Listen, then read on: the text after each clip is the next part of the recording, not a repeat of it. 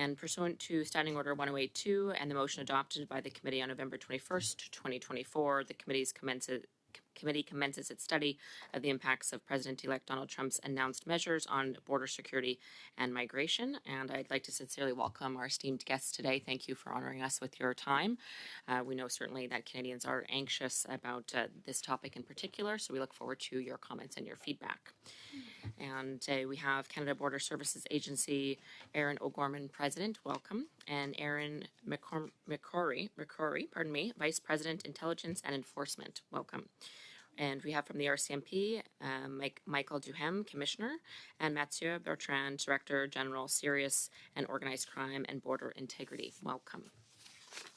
I now invite Ms. O'Gorman to make an opening statement of up to 5 minutes. Ms. O'Gorman, go right ahead. Thank you, Madam Chair, for the invitation to appear again before this committee. J'aimerais commencer aujourd'hui. I'd like to start today with a few observations about how the CBSA continues to work closely and productively with its partners, both at home and in the United States. Border Services officers at ports of entry across Canada protect Canadian communities every day by keeping dangerous goods and people out of the country. Don't operate alone. Organized crime is a multi-jurisdictional endeavor. It would be unrealistic to think that one agency, even one country, could thwart their efforts. That's why CBSA works in lockstep with domestic and international law enforcement partners. For example, domestically, the CBSA conducted 8 joint operations with the Ontario Provincial Police and the Sûreté du Québec alone just this year. Working together, we intercepted hundreds of stolen vehicles and thousands of kilograms of illegal drugs.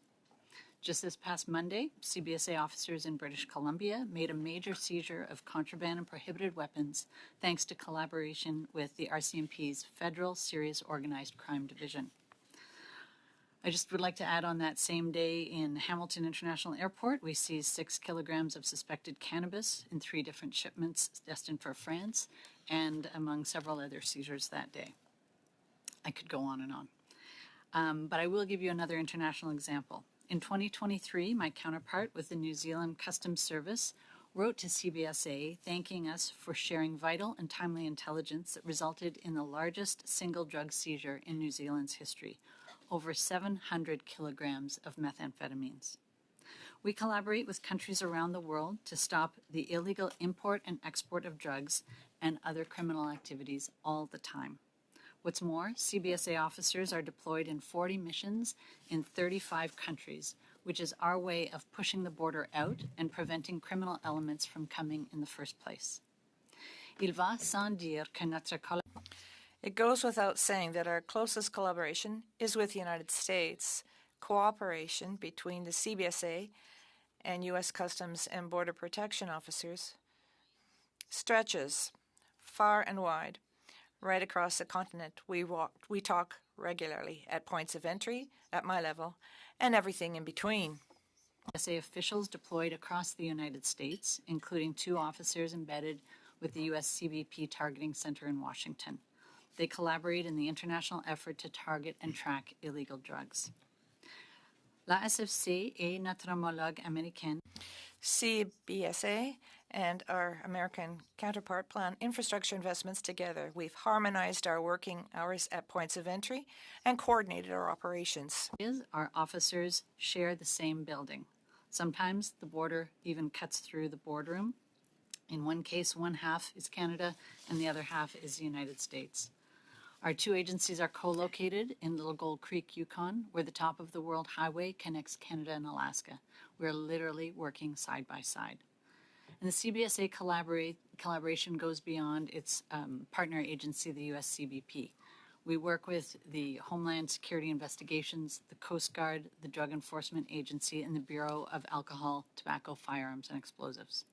Our partnership with the United States is a 2-way relationship characterized by frank and open communication and ongoing problem solving.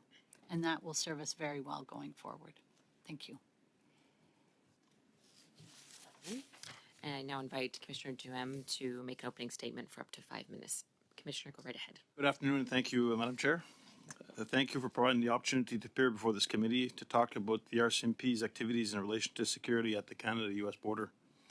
I'm joined here with Chief Superintendent Mathieu Bertrand, Director General of Federal Police and Criminal Operations, Serious and Organized Crime, and Border Integrity.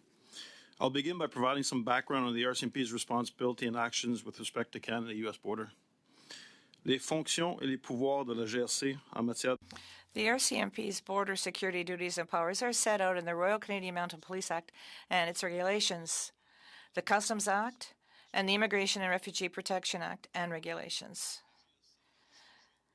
The RCMP is responsible for protecting Canada's borders between official points of entry from criminal threats entering or leaving the country in all modes, air, land, marine, and the Arctic.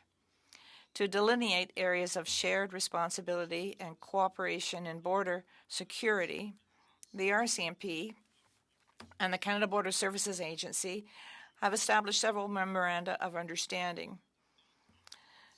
The CBSA RCMP MOUs detail the division of responsibilities and specific areas of cooperation and investigative responsibility for border enforcement, border administration, public safety, and supporting national security outcomes. We are aware border integrity is a priority for the RCMP, and I can assure members of this committee that we continue to work with our portfolio, law enforcement, Indigenous partners across the country to ensure we are prepared to address any border concerns. The RCMP continues to have regular engagement with its U.S. partners on various fronts, including border integrity, serious and organized crime, and issues related to the change in administration through existing mechanism and fora. The RCMP also participates in numerous cross-border initiatives with the U.S. that allow for joint operations and investigations. Highly integrated multimodal cross-border teams investigate criminal threats to Canada-U.S. border, including irregular migration and human smuggling. These teams allow for shared communication, improved response time to a border incursion, and enhanced investigative capacity.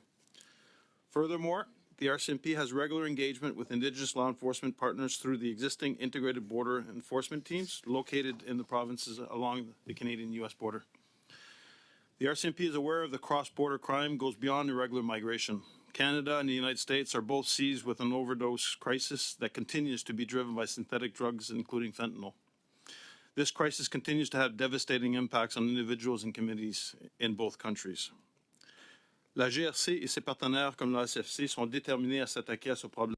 The RCMP, Canadian Police in general, and federal partners such as the CBSA are committed to tackling this public safety issue and are working at all levels of policing, both in Canada and abroad. You will have seen a number of press conferences and releases on this subject recently. Examples include, firstly, the significant collaboration between the RCMP, the FBI, and other partners in Project Grand Slalom, directed against major criminal organizations producing drug overseas and then shipping them to Canada via the U.S. Secondly, a major seizure at a point of entry of cocaine being shipped north, and finally, several recent dismantlements of synthetic drug labs. It's essential that the RCMP and U.S. law enforcement agencies work closely together to combat the threats posed by these harmful substances both at the border and elsewhere. For example, the RCMP collaborates with the U.S. on the Fentanyl Task Force, the Trilateral Committee on Fentanyl, the North American Dialogue on Drugs, the Global Coalition to Combat Synthetic Drug Threats, and the Canada-U.S. Opioid Action Plan.